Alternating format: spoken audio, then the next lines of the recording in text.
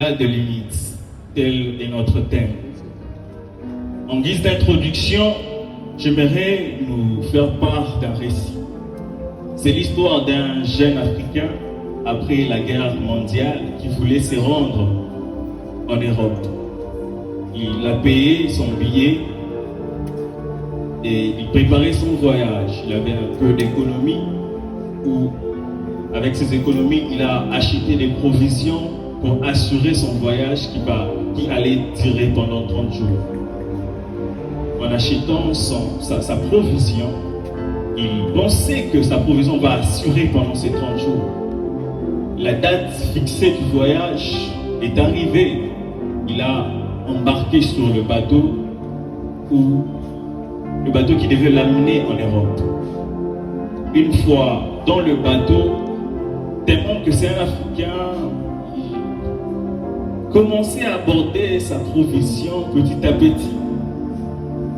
Il mangeait le matin et il mangeait le soir. Et un jour, après 20 jours, un homme l'approcha, lui demanda: mais pourquoi tout ce temps que tu passes avec nous dans le voyage, tu t'es jamais rendu au réfectoire? Il répondit, il dit: moi je n'ai pas beaucoup d'argent, je n'ai pas d'argent comme vous pour me rendre là-bas. Je n'ai pas de moyens comme vous pour acheter ce que vous mangez. Alors je me suis acheté une provision bien avant qui va assurer mon voyage.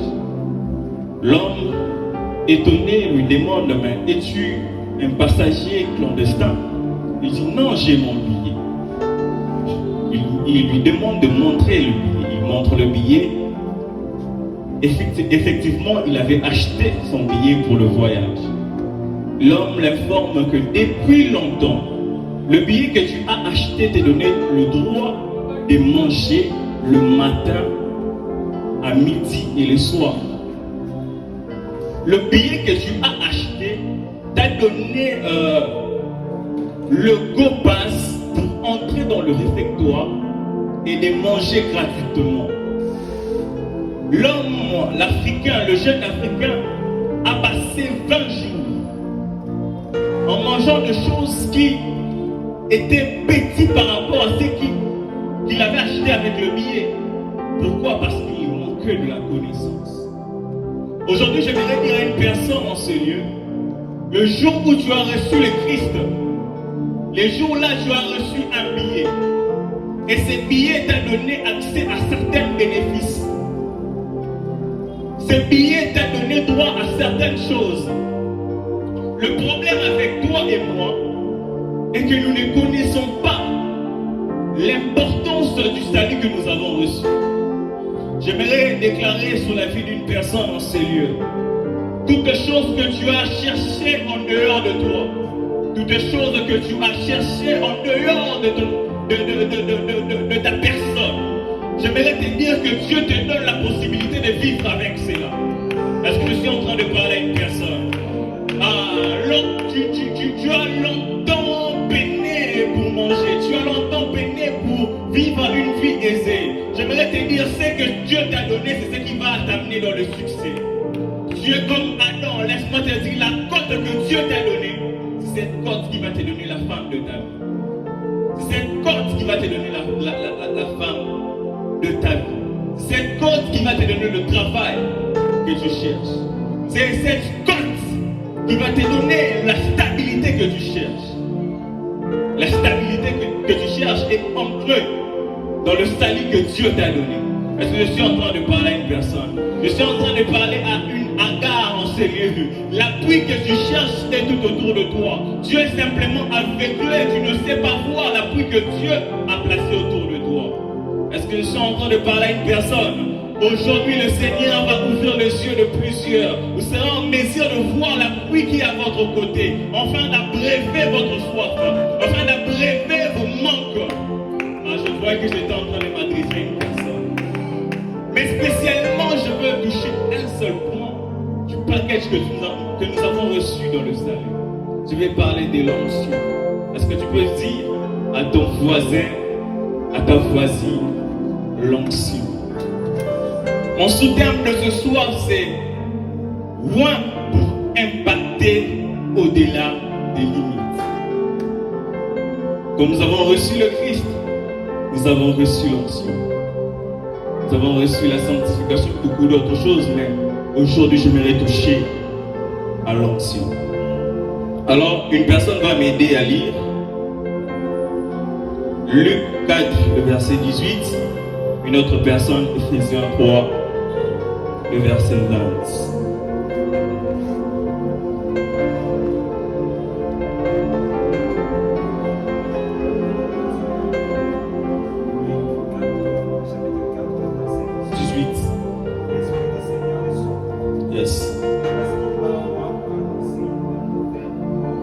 Yes.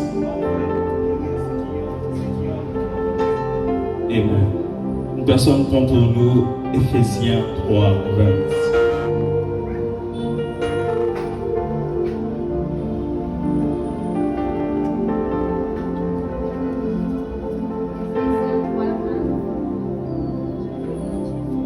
Vas-y. Or, à celui qui peut faire, par la puissance qui agit en nous, infiniment au-delà de tout ce que nous demandons. Amen. Nous pouvons acclamer vraiment pour ça.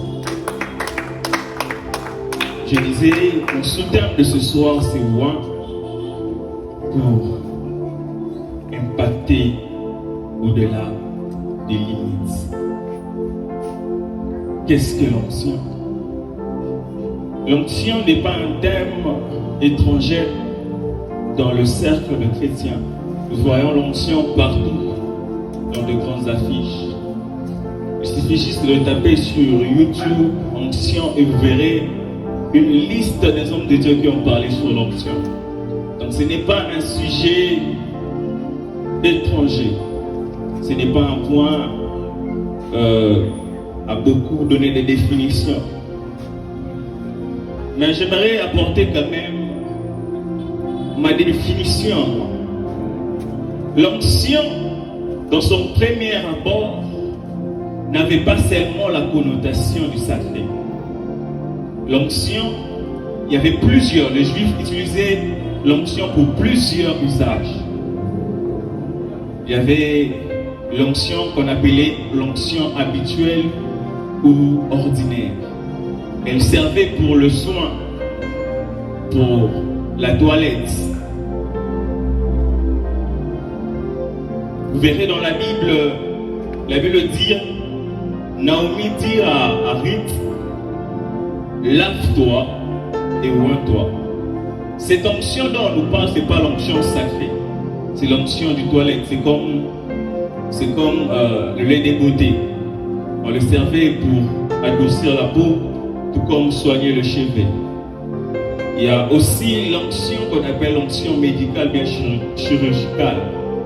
On le servait pour traiter de blessures, pour adoucir la peau, à l'instar de l'homme qui était blessé, qui venait de Judée, de Jérusalem à Judée, qui a rencontré des brigands. Le Samaritain l'a recueilli et il a traité ses plaies avec l'huile, avec l'onction. Mais ce soir, ce qui nous intéresse, ce n'est pas cette éthique d'onction. Ce qui nous intéresse ce soir, c'est l'onction sacrée. Au-delà de son usage humain ordinaire, Dieu aussi sait utiliser de l'onction pour consacrer les gens, pour mettre à part les gens, pour capaciter les gens. Des personnes qui avaient l'apparence ordinaire, méprisable, je peux dire. Mais Dieu, par son onction, a choisi ces personnes et les a capacités à accomplir de grands exploits. L'onction sacrée, dans la Bible, nous le voyons chez les enfants chez Aaron et ses enfants. Nous le voyons se reposer sur le roi, sur le prophète. C'est l'onction que Dieu utilisait pour mettre à part. C'est l'onction que Dieu utilisait pour mandater les gens pour accomplir ses desseins. C'est lui qui portait l'onction avec des aptitudes surnaturelles. Il y avait des personnes qui après avoir reçu l'onction, manifestaient de capacités qu'ils ne savaient pas avant de recevoir l'onction. Est-ce que vous êtes avec moi? L'onction dans la vie d'une personne donne le mandat à son porteur de travailler avec pleine autorité. Voilà pourquoi vous verrez le Christ dire à ses disciples: ne quittez pas Jérusalem jusqu'à ce que la promesse que le Père avait fait vienne. Le Christ, sachant que sans le mandat que l'onction donne aux humains, ses disciples seraient incapables d'accomplir la mission qu'il est léguée. Voilà pourquoi Christ, connaissant ces choses, il dit à ceux déjà qui guérissaient les gens, parce que le disciple guérissait déjà, il chassait déjà les démons, il leur demande de ne pas quitter, d'attendre l'onction du Saint-Esprit. Voilà pourquoi j'aimerais dire à une personne en ce lieu: ne te presse pas de commencer si tu sais que tu es sans onction. J'aimerais m'adresser à une personne en ce lieu qui est dans le ministère, qui est dans le domaine séculier. Ne commence pas sans avoir reçu l'onction de Dieu. Vous savez pourquoi nous ne restons pas longtemps dans la présence de Dieu? Parce que nous avons autre chose que l'onction, Papa Dieu. Nous savons que nous savons bien parler. Voilà pourquoi nous sommes pressés de commencer le ministère sans pour autant recevoir l'onction. Nous savons que nous avons de relations, nous avons la capacité de réunir plusieurs personnes. Voilà pourquoi nous commençons sans l'onction. Nos aptitudes naturelles ne suffisent pas pour accomplir la mission que Dieu nous donne. Voilà pourquoi nous devons attendre l'onction. Église, nous voulons impacter au-delà de limites. Il y a une seule condition. Est-ce que vous êtes prêts à attendre l'onction à Jérusalem? La Bible parle de Moïse comme l'homme le plus patient de son temps. Mais pourtant, Moïse, tout le monde a bâti roche. On a l'impression que ta roche, c'était. Pourtant, Dieu l'avait dit de parler. Mais où Moïse était patient? Moïse était patient dans la présence de Dieu. Moïse a passé 80 jours devant Dieu. Et il a encore renouvelé 80 jours parce qu'il savait le secret de son ministère, c'est résider dans la présence de Dieu. Et une personne est loin par rapport à la quantité du temps qu'il passe dans la présence de Dieu. Les disciples ont passé plus de 50 jours dans la chambre haute. La chambre haute est une pièce qui se retrouve au-dessus de l'étable. Le table, c'est là où on met les animaux. Ils mangent. Il y a de l'odeur qui remonte dans la chambre haute. Mais ils sont restés là, 120 personnes, dans une pièce, parce qu'ils savaient que leur mission dépendait de l'onction. Aujourd'hui, j'aimerais m'adresser à une personne qui a reçu les promesses de Dieu, qui a entendu que Jésus a dit sur lui que Dieu est la lumière du monde, le sel de la terre. Laisse-moi te dire, ces paroles ne suffisent pas. Tu dois rechercher l'onction. Tu dois rechercher l'onction. Aujourd'hui, quand nous entrons dans l'église, nous regardons nos montres parce que nous ne sommes pas conscients de ce que représente l'onction. Une fois nous sommes déjà dans le ministère, nous sommes pressés à rentrer parce que nous ne savons pas que l'onction, c'est ce qui soutient. La Bible dit par rapport à Jésus, l'Esprit du Seigneur l'a oint. Donc nous comprenons que tout ce que Jésus a pu faire dans son ministère était conditionné à cela. Lui-même a passé 40 jours dans le désert en train de prier. Et après, il a été revêtu. Il a été revêtu. Il a été revêtu. Il faut comprendre qu'il n'existe pas d'onction sans fonction. Quand Dieu te donne l'onction, c'est pour quelque chose. Voilà pourquoi vous verrez la Bible dire que l'Esprit du Seigneur est sur moi car il m'a oint pour. Dieu ne donne pas l'onction en vain. Dieu n'est pas un gaspilleur. Quand Dieu te donne son onction, c'est pour un but. Quand Dieu te oint, c'est peut-être pour la délivrance de ta famille. Alors je profite en déclarant sur cette atmosphère que toute personne qui est en ce lieu, que Dieu réponde sur vous l'onction de délivrance des familles. Que par vous que la délivrance entre. Que par vous que la terre voie la lumière. Que Dieu vous utilise comme des instruments du réveil. Vous sortirez de ce lieu comme des hommes, comme des femmes, porteurs, porteuses du réveil. Dieu n'est pas un gaspilleur. Quand Dieu te oint, c'est pour un but. Dieu a oint Aaron et ses fils pour le fonction du sacrificateur. De sacrificateur. Dieu a oint Moïse pour l'office du prophète. C'est lui, par lui, que Dieu a chamé Israël, a délivré Israël. Ma déclaration est le feu de mon cœur, et que ce soit par toi que Dieu va garder ta famille. Ma prière est le feu de mon cœur, que ce soit par toi que Dieu gardera ta famille. Il y a encore un homme dans la Bible que j'ai oublié le nom, que Dieu a oint pour toute bonne œuvre. Zamba a parcouru ma fouta pour bâtir tabernacle.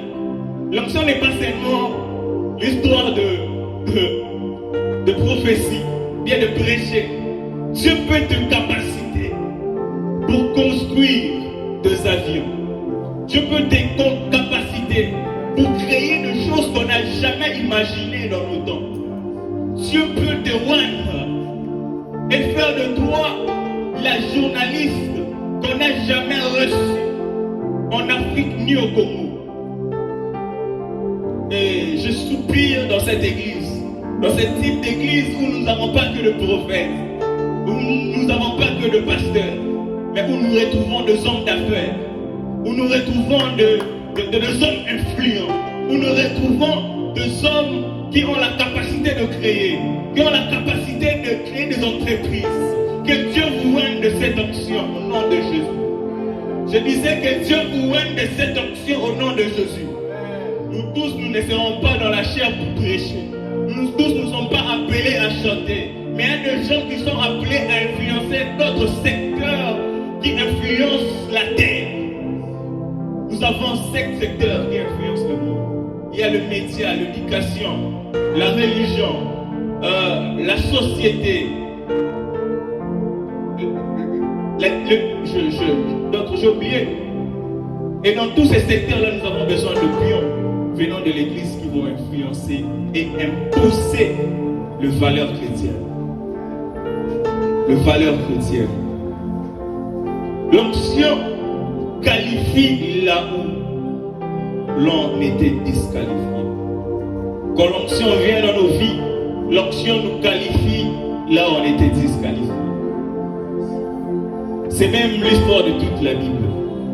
Personne n'a été qualifié. Mais par la grâce et l'onction de Dieu, nous avons vu ces gens-là être qualifiés. Nous ne serons pas loin. Il y a un homme qu'on appelle Saoul. Saoul, c'est un benjamite. Saoul, c'est un benjamite. La royauté était réservée à la famille de Juda. Mais parce qu'il a reçu l'onction a pu changer la loi humaine qui disait que dans Israël, celui qui doit régner comme roi doit provenir de la famille de Juda. Par là, j'aimerais te dire, je ne sais pas ta famille, je ne connais pas d'où tu viens, je ne connais pas ton nom. Est-ce que je sais l'onction a la capacité de te qualifier là où tu étais disqualifié? Je ne sais pas de tes diplômes, mais laisse-moi te dire, Dieu n'a pas besoin de connaître le nombre de tes diplômes pour te donner un bon travail. Tu es peut-être comme Saoul, tu viens d'une famille qui ne sait même pas garder des ânesses. Parce que Saoul provenait d'une famille où mais Dieu a fait de lui quand même le gardien de son héritage, le chef de son héritage. Je ne sais pas la famille dont vous venez, ta famille, mais laisse-moi te dire que Dieu est en train de te qualifier dans un domaine que tu n'as jamais soupçonné. Dieu est en train de te donner à siéger dans une position que personne dans ta famille avant a reçu la grâce de siéger. C'est le partage d'une personne en ces lieux. La Bible nous parle de ce jeune homme qu'on appelle David. David était le cadet de sa famille. C'est un cadet négligé. Je ne comprends pas cette histoire. On a dit qu'il va cadet va bonne la maman. Mais lui c'est un cadet négligé.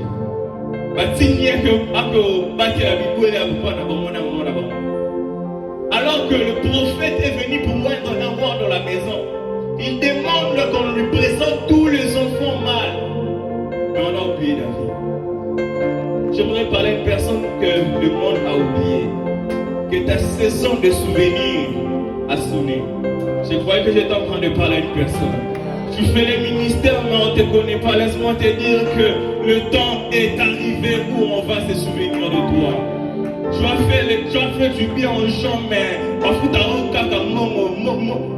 l'argent de la monnaie de singe.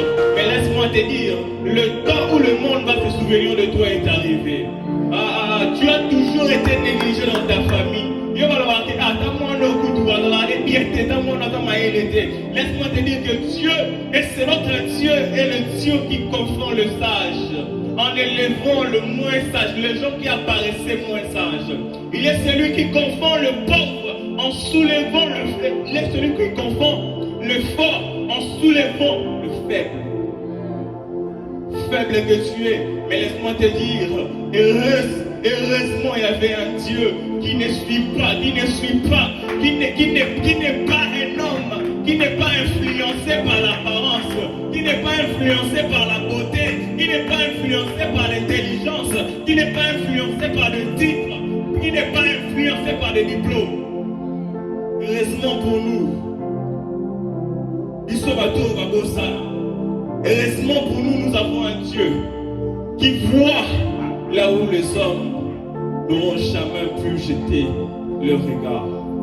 Même quand tu es à l'au-départ, oublié de l'histoire, oublié du monde, mais laisse-moi te dire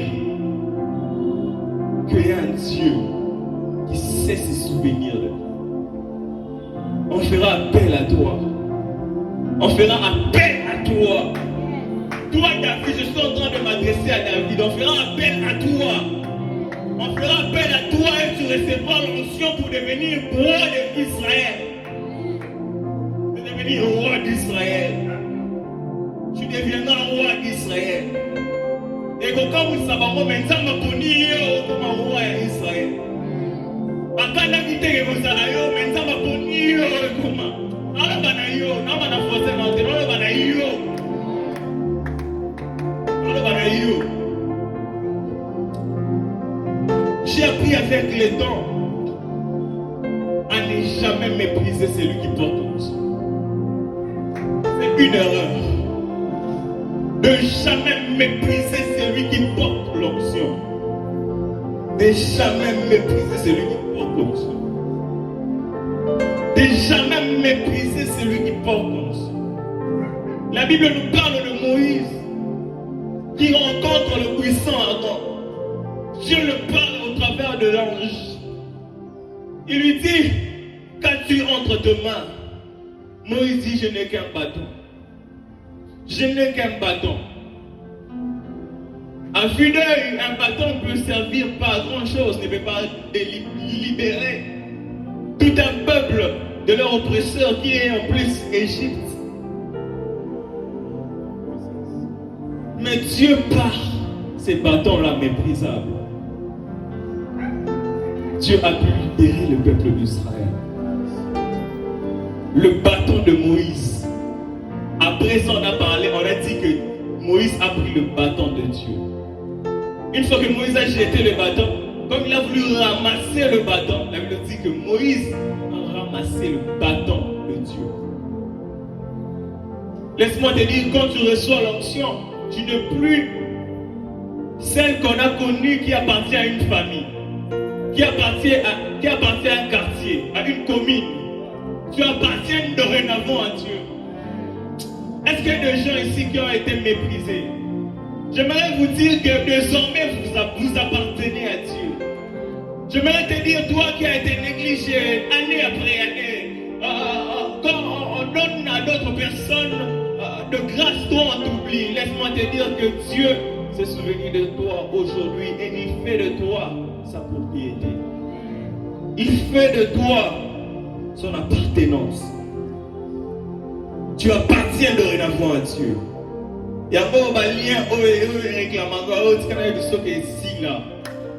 et si là, la Bible dit le joug sera brisé à cause de l'onction. Parce que l'onction est dans ta vie, le joug est en train de se briser. Le joug qui te retenait dans la bassesse est en train de se briser. Le joug qui te retenait dans la pauvreté est en train de se briser. Le joug qui te retenait dans le chèque est en train de se briser. Dorénavant, tu es appelé dans le million. Dorénavant, tu es appelé à impacter les nations. Dorénavant, tu es appelé à impacter le monde. Ne te regarde pas comme tu te regardes. Regarde-toi comme celui que Dieu veut utiliser. Est-ce que je suis en train de parler à une personne? Mais j'étais encore dans mon introduction. J'aimerais nous parler d'une chose, de l'onction que nous avons reçue tous. Parce que j'ai parlé de l'onction prophétique, il y a certains qui ne sont pas prophètes. Nous avons reçu l'onction du Christ, l'onction du roi. Au fait, le problème de l'Église est que l'Église connaît beaucoup de choses sur Jésus, mais ne connaît pas beaucoup de choses sur le Christ. C'est comme dans la discussion du femme samaritaine avec Jésus. La femme samaritaine a reconnu Jésus avant tout comme un juif. Et c'est le cas de plusieurs. Nous reconnaissons Jésus comme un juif et nous voulons faire comme des juifs. Comme un homme, comme un juif. Nous avons connu Jésus comme un juif. Je ne suis pas contre le talit ou pas talit. Nous allons faire le ministère. Mais Jésus n'est pas qu'un juif. Le texte qui suit, la femme samaritaine a reconnu Jésus comme un maître. Parce que Jésus a dit, je vais te donner de l'eau. Il dit, oh, tu es plus grand que notre père. Donc, alors, Jésus, à cause de la peine, n'a pas pu me soucier. Donc, c'est un maître, c'est un homme riche. L'Église a connu Jésus comme celui qui peut te rendre riche. L'évangile de la prospérité. Que Dieu va te bénir, tu iras loin. Dieu va te rendre prospère. Là, c'est Jésus comme un maître. L'Église a connu Jésus enfin comme un prophète. Avec le mouvement prophétique. Il y a des prophètes par-ci, par-là. Nous aussi, nous avons reçu cet appel, mais nous faisons appeler berger, ça ne change rien. Mais Jésus n'est pas qu'un prophète. Pour bénéficier pleinement de l'onction du Christ, nous devons le reconnaître comme le Christ. Parce qu'à la fin, la femme a reconnu que Jésus était le Christ. Il a dit que il y a un homme qui doit tout nous expliquer. Il y a un prophète qui doit tout nous expliquer. Mais quand il part chez le Samaritain, il dit, il y a un homme qui a tout dit sur moi. Ça ne peut pas être le Christ. Quand l'Église connaîtra Jésus comme le Christ, il y aura des choses bizarres qui vont se faire. Il y a un philosophe indien qui a dit, le jour où les chrétiens connaîtront réellement ce qu'ils sont, je crois que le monde ne sera pas pareil. Le monde ne sera plus pareil. Le Christ est celui qui est venu sauver l'humanité par son onction.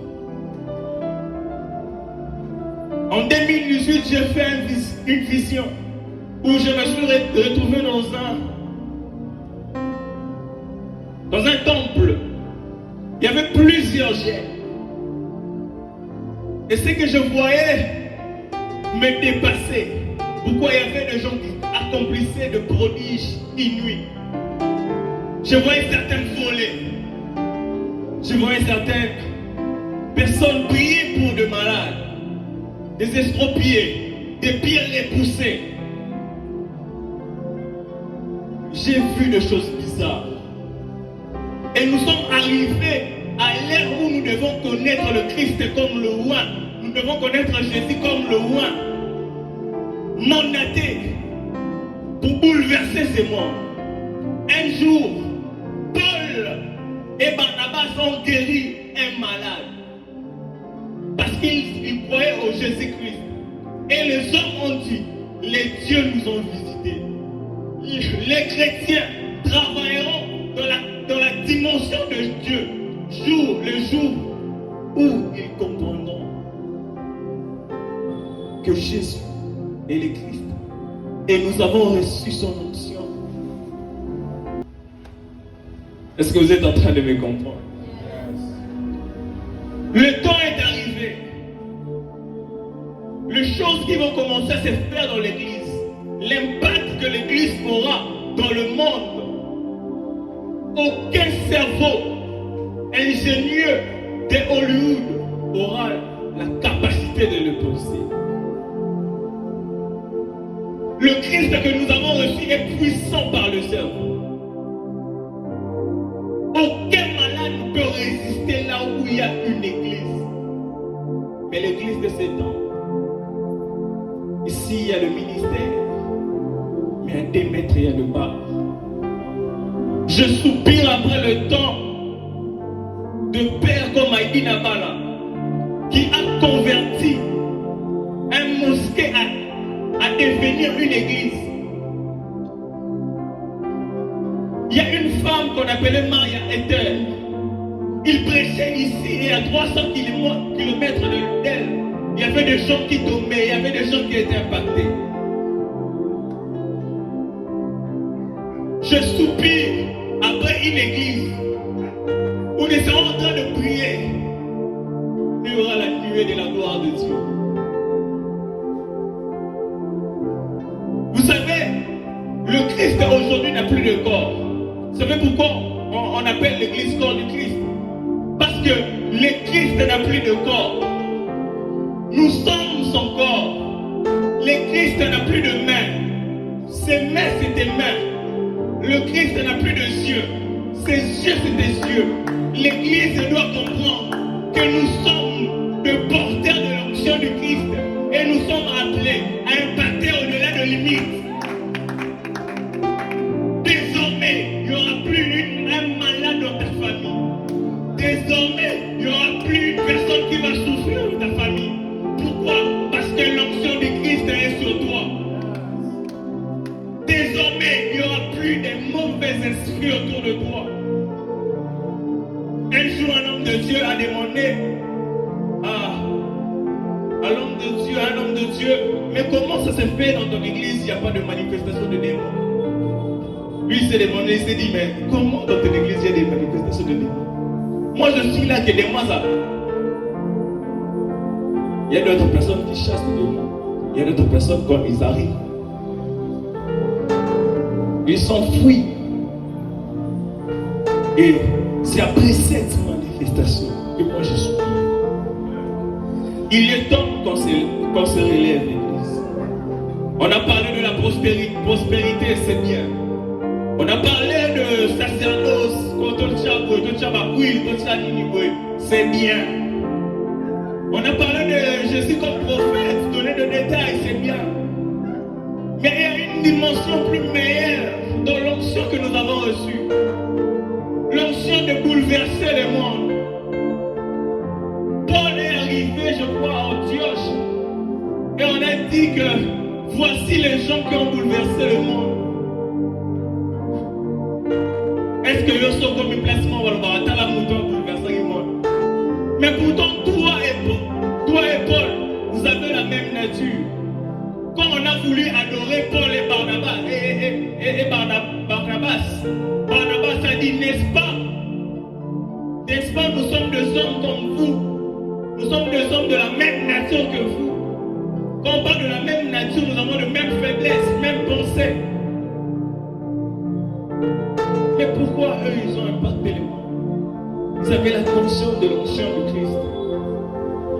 Vous avez la conscience de l'onction de Christ. Parler du péché, c'est revenir dans des choses, dans des rudiments. Il est temps de parler du mystère du Christ. Il est temps de parler de l'onction du Christ. Cette onction qui ne laisse personne pareil. Il n'y a aucun homme qui est passé par le chemin de Christ qui est resté le même. Il n'y a aucun homme qui est passé par l'onction qui est resté le même. Si tu es opprimé, j'aime un chant qu'on chante ces derniers temps, nous matin. Aucun mort peut arriver dans la présence du Christ et rester mort. Barthélemy, est-ce que vous Barthélemy quand Dieu a guéri Barthélemy, il a rencontré Jassé. Barthélemy suivait Jésus. Jassé a pris son argent et a distribué aux pauvres. Barthélemy était là et a reçu l'argent. Aucune personne ne peut venir vers Christ et rester pauvre. Et il y a cette onction qui va tomber sur nous en ce jour. Est-ce que vous désirez cette onction? Est-ce que vous désirez d'être loin de l'onction du Christ? Je ne vous parle pas de l'onction d'Élie. Je ne parle pas de l'onction des noms de Dieu.